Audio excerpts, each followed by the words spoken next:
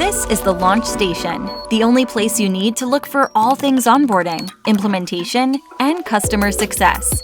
Tune in for insights from industry experts every week.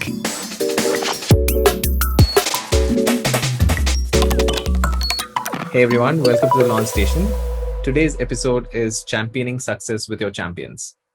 So we'll be trying to break down how you can establish a great win-win relationship with your champion in the customer org. Our guest for the day is Linden Hillenbrand. Linden is the Global VP of Customer Success and Support at Cloudera. Now, he spent close to a decade at Cloudera across customer success and support organizations. And he sees himself not just as a CS leader, but also as a leader who's championing change within the organization and adopting new technology, which sort of makes him the perfect person to share the perspective of the buyer side champion. So Linden, we are super glad to have you chat with us today. Welcome to the show. It's a pleasure to be on and happy to be here. Perfect. We're going to start with a quick icebreaker. What do you think is your superpower at work? It's a tough one. I think superpower-wise, people would say personally that I'm sort of the permanent optimist and the ultimate customer pleaser. Superpower-wise, though, in relevance to this podcast, I'd say it's strategic organization execution. Every organization, big or small, needs champions internally who are going to corral folks, or as people like to say, herd the cats.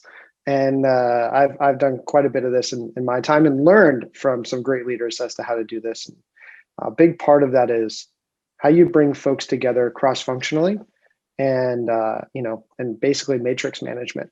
And all of that starts with relationships and trust. And that kind of bleeds into exactly what we're going to talk about today. So I like to think of my experience as Cloudera as a big fundamental part of learning how to do that effectively and also bring vendors to the table and make sure they're successful.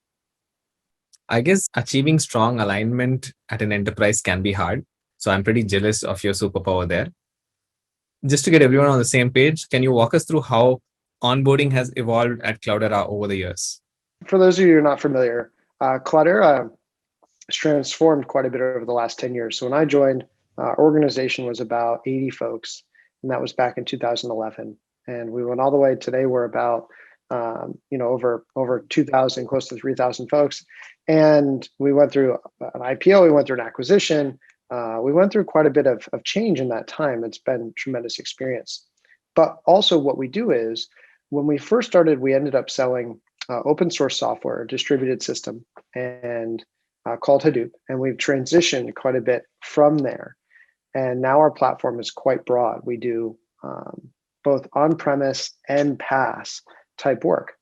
And onboarding's changed substantially. I mean, when I think about onboarding in the on-premise world, that was all about how you're going to just take this large implementation and make sure it's successful. That takes a lot of people energy in order to do that. You have to measure things like, how much are they engaging and what do we look at value and how much are they engaging with maybe a specific team like professional services to deliver that. And then ongoing after they deploy, which may take months, how are you from there going to make sure that they continue to expand? So big time land and expand strategy. When we get into obviously the cloud world, we've changed our onboarding to focus on being measured in minutes. And that really changes with an emphasis on time to value and self-service.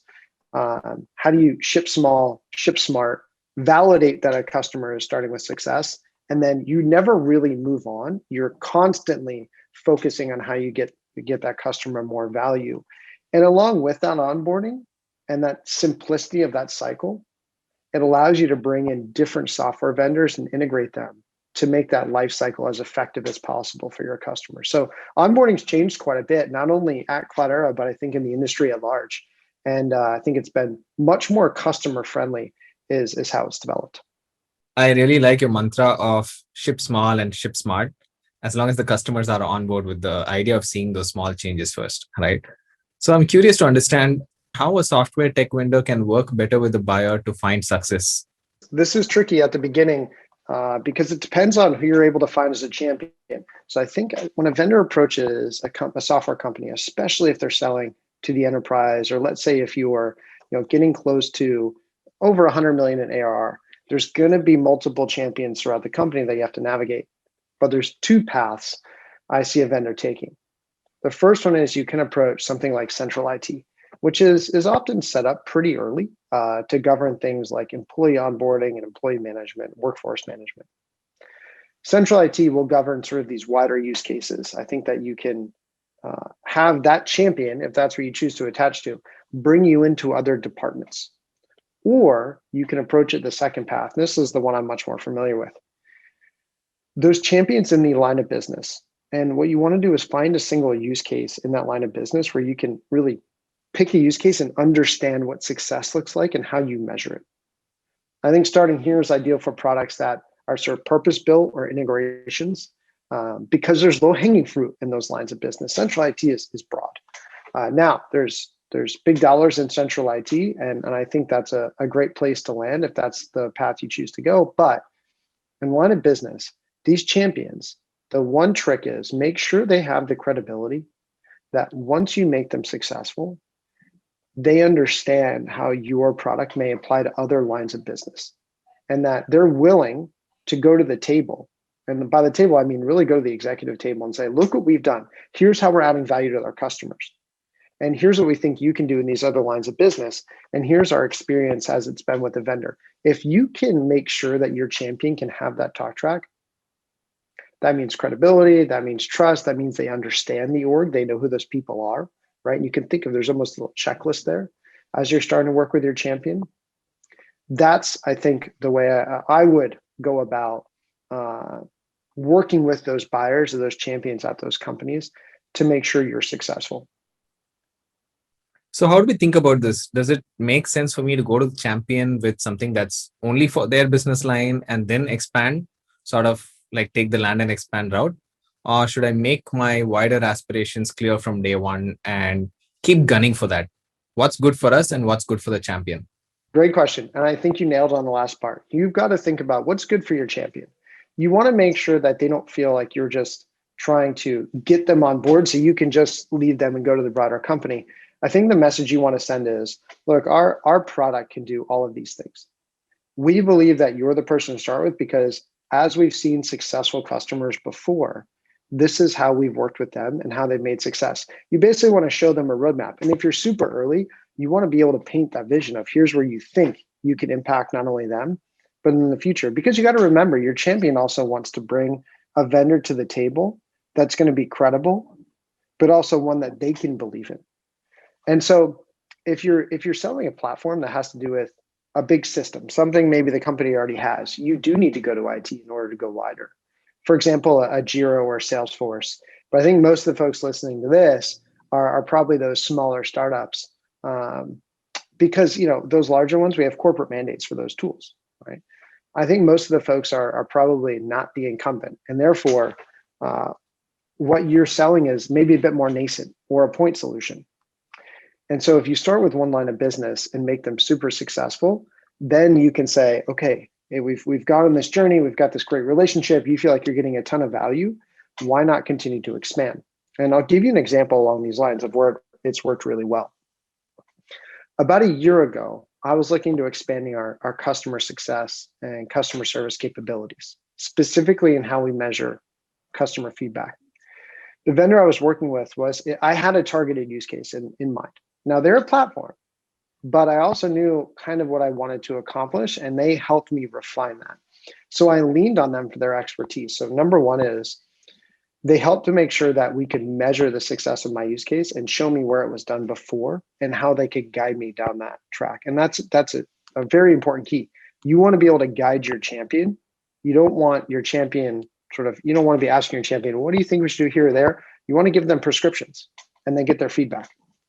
And the second thing is, they made a bet where if we were successful together, then I was going to champion to the right people. And the way they validated that was they asked me, they said, how do you support your customers? How do you make sure they're successful? How do these other parts of the organization tie into that?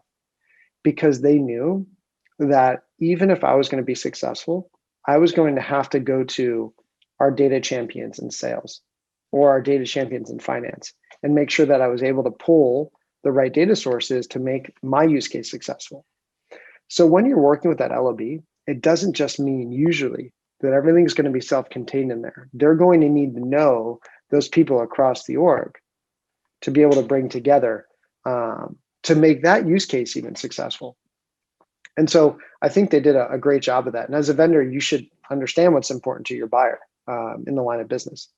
You can ask a few clarifying questions like, oh, who are the other champions in the business that we're going to need to lean on so that I can help you map out what that roadmap might look like to make your use case successful. The second one is, hey, how well do you know those people? What questions do you think we're going to need to ask them? You can basically consult with them. You can have them use you as a sounding board for what success might look like in those conversations. Because if they do understand that and you do qualify that, that champion is going to be able to articulate that language to other stakeholders around how your product helped them be successful and build that brand, because your champion is basically your brand ambassador at that company. So hopefully that helps think through, a little checklist of how you can validate your champion, and also make sure you're guiding your champion rather than having them kind of lead you, because that would be a red flag. It's always exciting to work with customers where there is that executive pull involved. Talking about that, how do you win when there's other business lines and teams who may not share the same vision initially? I think this is something that folks who are working with those champions, they may see a lot, especially as companies grow. And I think there's two paths here. I highly recommend one over the other, but I'll detail both that I've seen. The first one is really a conversation that's forced out of friction because your sponsor is likely going to need help from other groups, even if it's a line of business, like I was discussing just before. So for example, if you want to implement an application within support, this is going to be dependent on getting customer data, whether it's from IT or R&D or sales or finance. That friction happens when your sponsor is not constantly working and communicating with those other groups up front. Right? They charge hard and then they try to pull other parts of the business with them when you're already further along the timeline.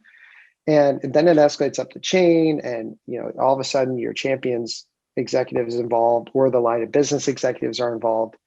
And unfortunately, what usually happens there is your champion ends up kind of being in a bad spot because they're not building that trust and they're not bringing those people along from the start. The benefit to you as a vendor is if you have those conversations from the start, that's a deal qualification. You can then start to understand, am I really going to be able to get this done? Is there really business to be had here? Because if this person can say, hey, I've had all these conversations, here are the folks, here's what we're going to need from them, they're lined up, you're in a much better spot. And I think that's path number two.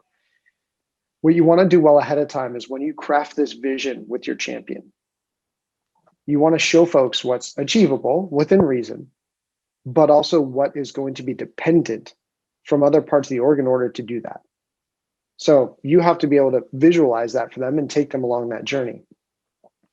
And I think what you need to also understand is if you have a simple spreadsheet that says, here are the folks, the lines of business we're going to need to work with to get the data to make use case successful. You don't need to go to their champion. All you need to do is say, do you have the right contacts? Do you have rapport with them? Who are they?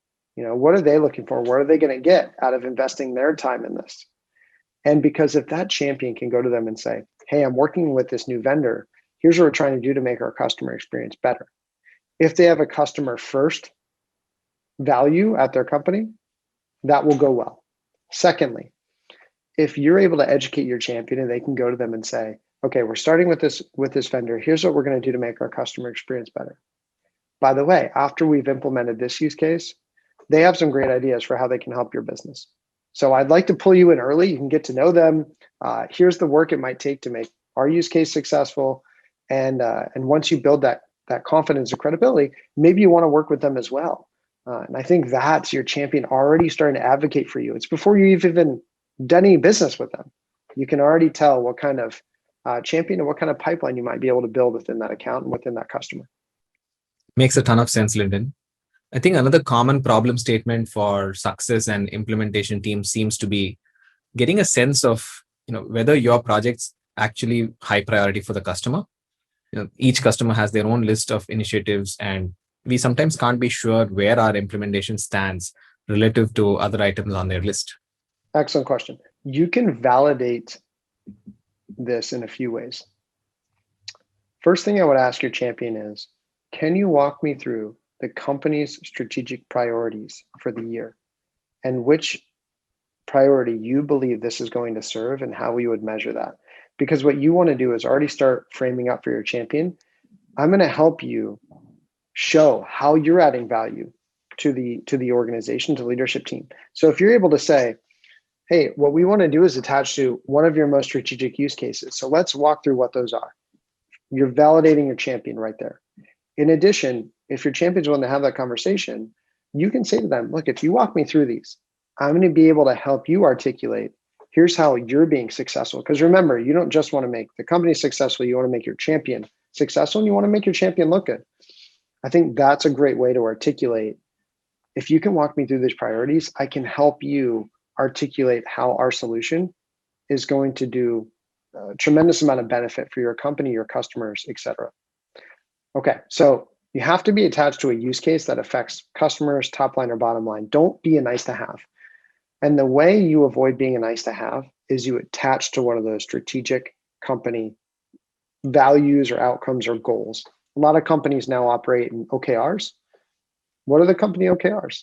How would you measure them? How do your OKRs map to those? And then you can see how many lines removed is your champion from the executive team, from attaching to those strategic OKRs.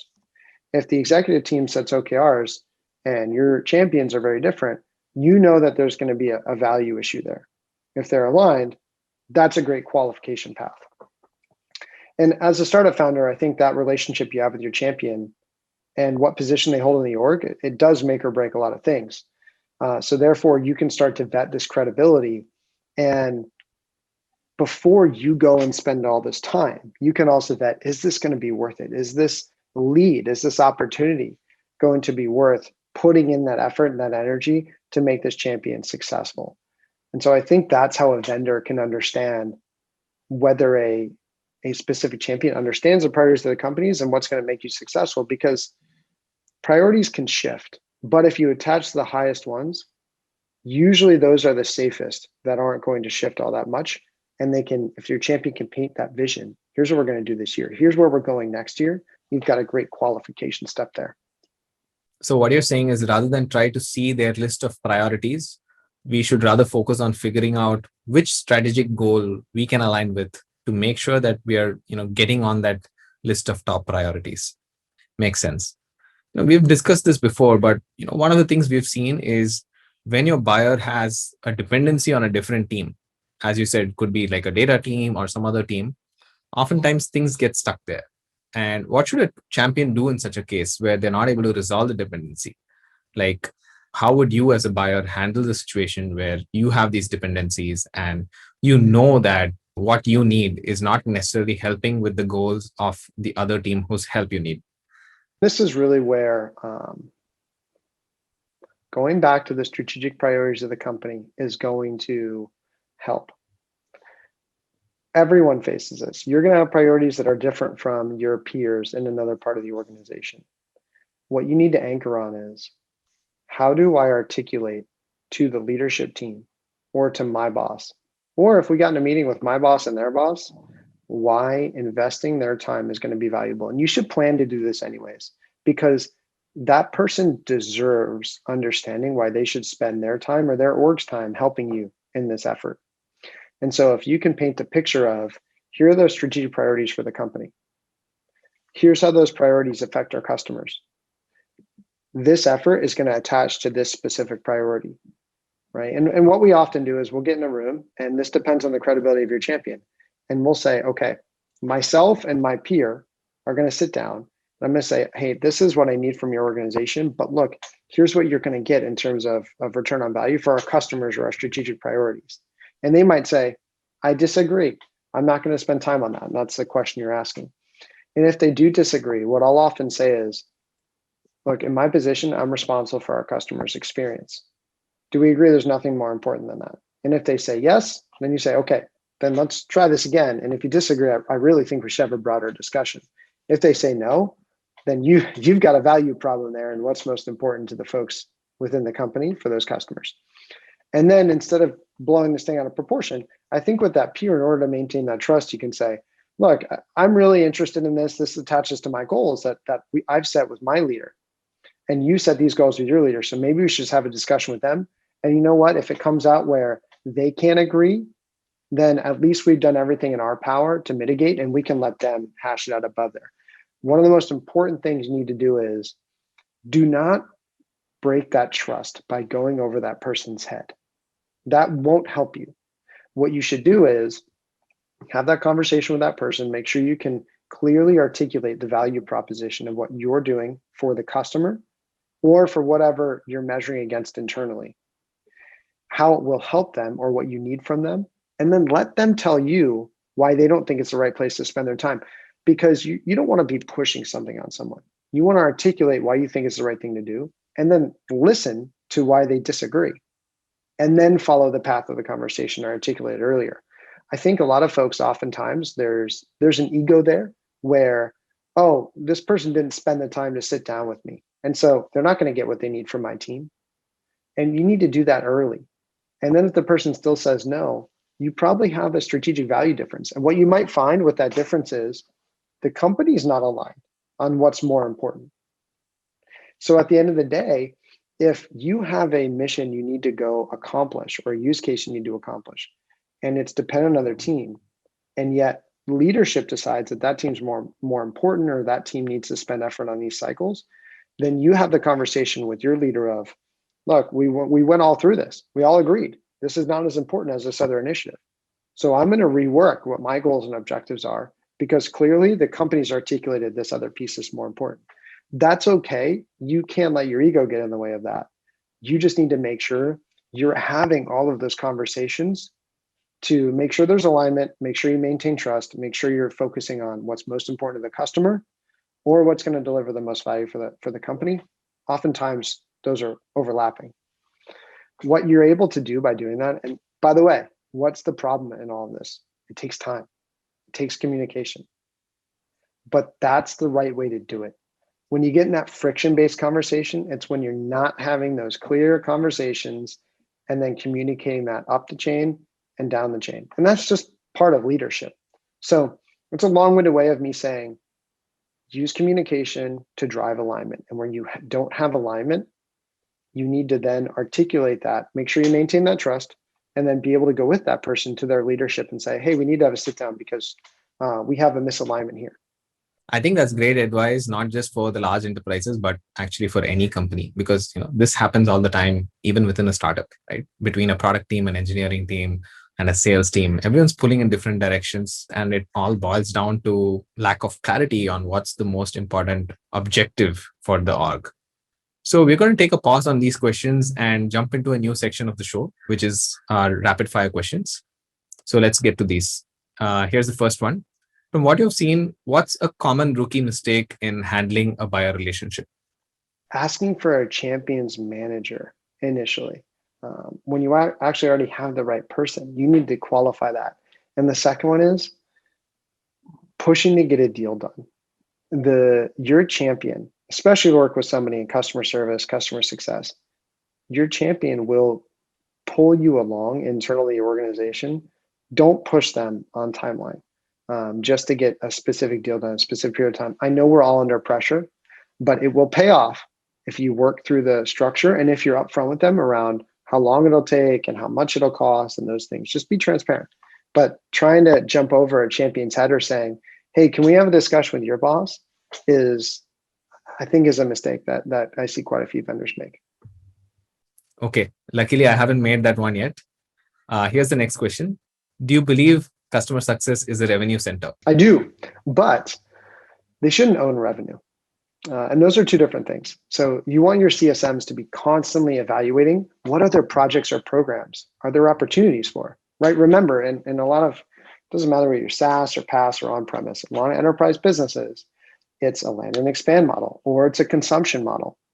I think what you want them constantly thinking about is what part of your technology is going to help them solve those use cases best. So if CSMs are responsible for the roadmap on use cases and value, which I think they should be, that's revenue attachment, and that is going to drive revenue and drive that consumption. But you don't want them focused on that sales methodology.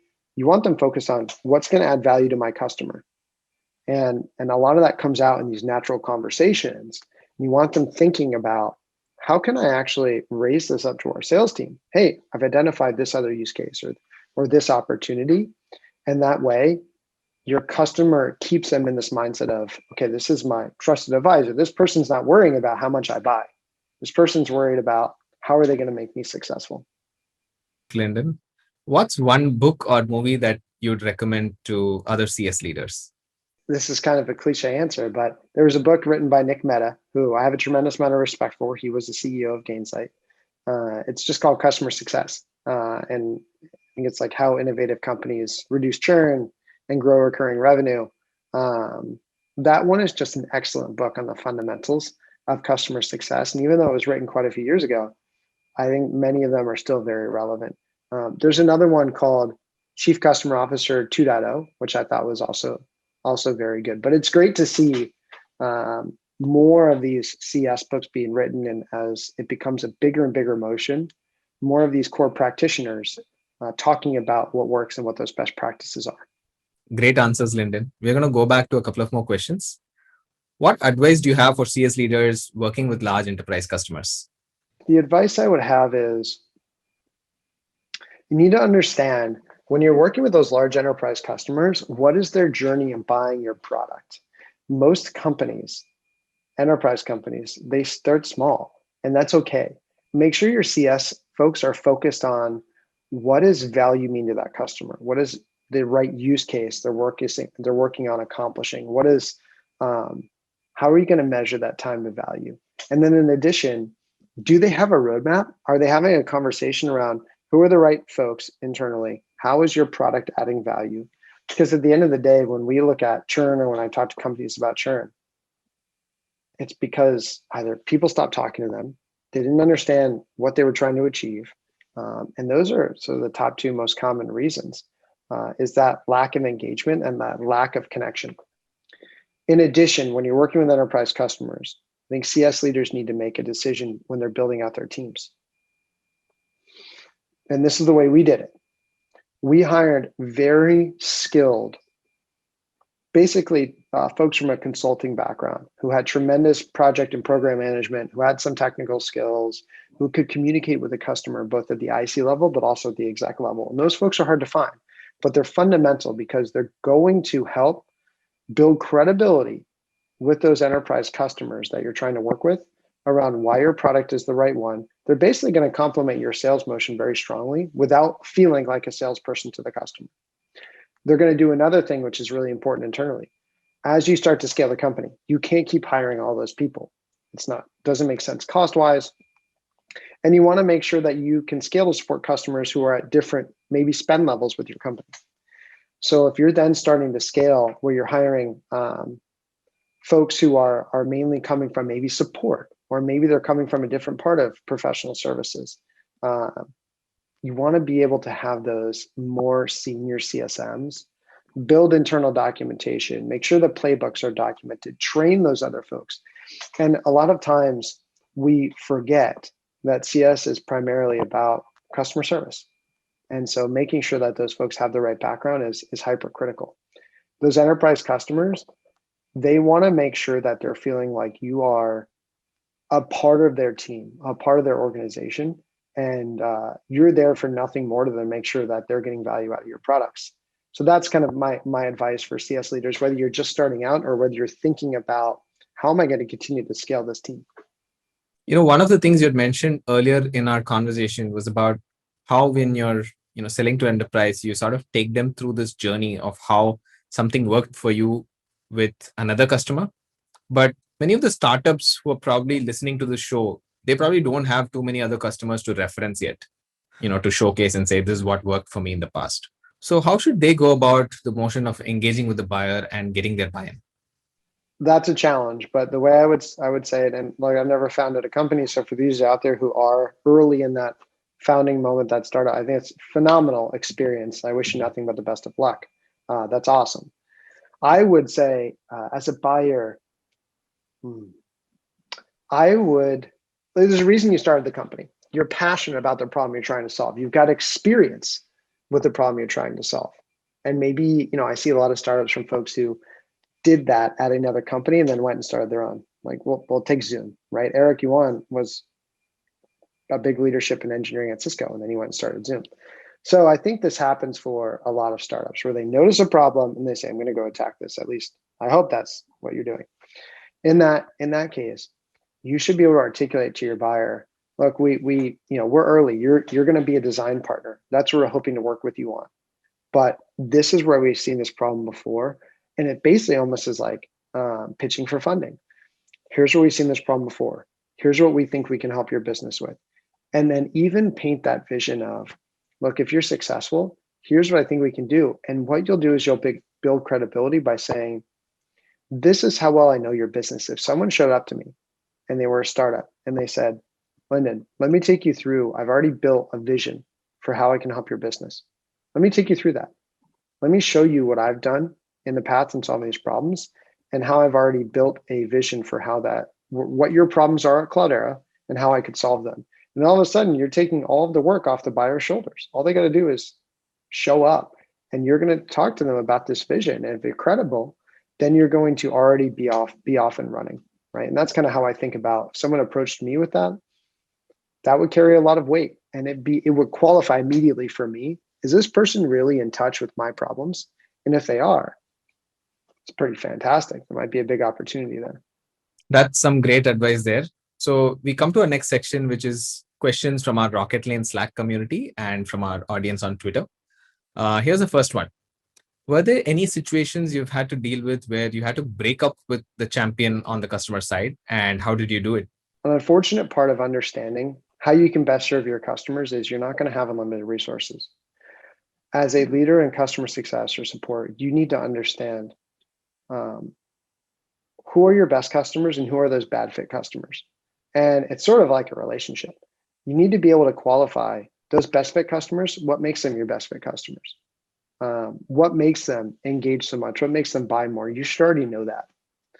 And in studying churn, one of the big things people miss is study churn, but also study when customers constrict, when they reduce in size, when they contract. And the reason you want to study that is that's an early indicator of churn, but also you can start to develop patterns of who bad fit customers might be. And it pains me to say this, but there have been a few times where you have to have a conversation with a customer where they may have bought, and typically this is actually, on a company. Maybe they missold. Maybe we actually didn't make them successful effectively, and you've become shelfware, or it's not working out. There's a lot of friction points, and they're trying to do something with your product that maybe doesn't make sense, right? I think in that case, it is important to communicate and articulate to a champion, look, we started on this journey, but here's why it's not working and why it's causing friction for you, champion, internally, and why it's causing friction for us. Because the longer that goes on, you're not actually serving either party, you're hurting both.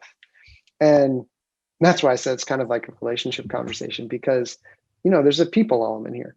You need to be able to articulate if your organization is having pain making them successful. Maybe they're having pain. I'm sure they are, because they're relying on your software to achieve something. And that creates that friction. And also, if they even say, well, I expected your software to do X, Y, and Z, then you have mismanaged expectations. Doesn't matter when it happened, doesn't matter whose fault it was. Because as the owner of CS and support, it's on you. You have to own that. Even if it was missold, we don't point fingers. You got to take ownership for it. And then you've got to help that customer understand, hey, I actually understand what you're trying to do, and there may be these better options. And you're going to build credibility with that customer if you approach it that way, and you're going to build credibility internally. So that's how I would answer that.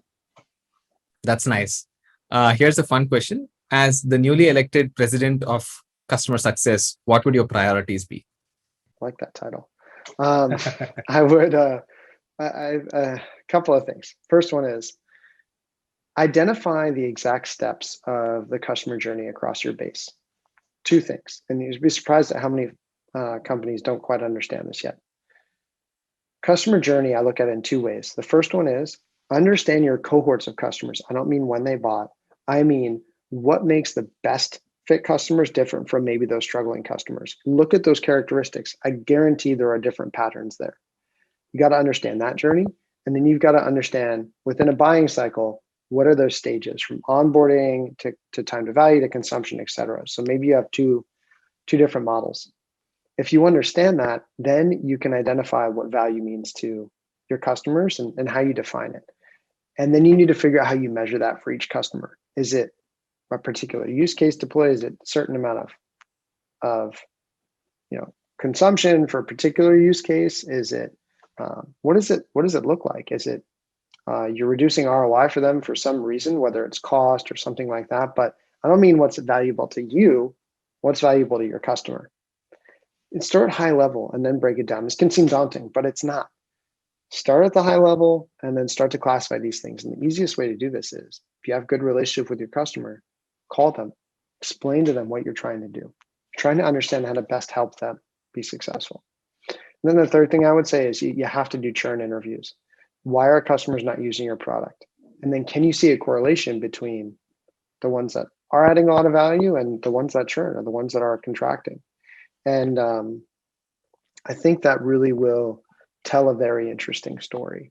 And if you already know those things, fantastic. You're doing great at your president of customer service job. Yeah, absolutely. Cool. So we've gotten down to the last question of this conversation, Linden. And this is about if there was one thing you had to say was sort of different in the past with respect to customer success and is different today, and you believe it may be different again in the future, what would that be? Customer success is interesting because I do feel like still there's certain companies that haven't come around to it yet, but I think they will. And we got to stop thinking about these silos. And what I mean by silos are like customer success or support PS. To the customer, we should explain it as one fluid motion. And so in the past, I think we were much more people heavy. We had technical account managers. We had PS people heavily engaged. In the future, I think more tools will be developed and more best practices will come up to build a more mature, maybe hunter-farmer divide between sales and customer success. And maybe that'll become more pronounced. And let me qualify why I say that. I think, cloud is the future. And I think customer success is a massive part of that, especially the responsibilities by which we practice, because I think heavy renewal discussions will maybe become a thing of the past. The future, I think, will be about how CSMs can continue to drive value. And if you just focus on that, if we as CSMs just focus on what value means, the renewals will come. Don't worry about chasing the dollars. Chase the value. And as soon as you think there's not value there, you raise that red flag, right? And I think that's really what's really going to change is those tools and the mindset by which we're thinking about, hey, I'm not chasing this to the next renewal. Maybe there won't be a renewal in the future in a lot of ways in SaaS. It'll just be that continued consumption model. And that's really what, the way you continue to focus on consumption is if people are getting value, they're going to consume your product. And if they're not, then they won't. Great. Linden, this has been a very insightful and interesting conversation with you. Thank you so much for taking the time out to chat with us today. It was a pleasure. Great questions. And I was happy to be a part of it. So thank you very much. Thank you.